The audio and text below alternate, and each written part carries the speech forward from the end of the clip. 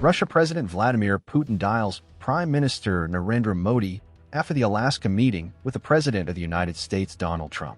President Putin shared his assessment of his meeting with Trump. Sources said Putin stressed on strengthening the special and privileged strategic partnership between India and Russia. While thanking President Putin, PM Modi underscored a consistent position for a peaceful resolution of the conflict through diplomacy and dialogue. He reiterated that India supports all efforts in this regard. The two leaders also touched upon a number of issues of bilateral cooperation, with a view to further strengthen the special and privileged strategic partnership between India and Russia. The two leaders agreed to remain in close touch. In his ex-post, PM Modi wrote, "Thank my friend President Putin for his phone call and for sharing insights on his recent meeting with President Trump in Alaska.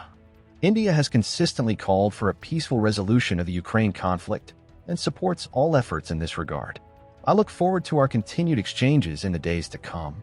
During the Alaska meet, Trump emphasized ending the war with Ukraine. He said, "Ukraine should make a deal to end the war with Russia because Russia is a very big power and they're not. India has consistently advocated for an end to the war in Ukraine through dialogue and diplomacy." Prime Minister Modi has conveyed to President Putin that this is not an era of war. Last year, reports suggested that India was actively involved in diplomatic efforts aimed at resolving the conflict. Meanwhile, former U.S. President Donald Trump has taken a leading role in mediation efforts between Russia and Ukraine. In his latest proposals, he has reportedly suggested that Ukraine cede territory to Russia as part of a peace deal. However, his stance on critical issues, such as the security guarantees Ukraine considers essential, remains unclear. Following his summit with President Putin on Friday, former U.S. President Donald Trump is scheduled to meet Ukrainian President Volodymyr Zelensky on Monday at the White House. He will also hold talks with several key European leaders. The discussions will focus on coordinated efforts to bring the war in Ukraine to an end.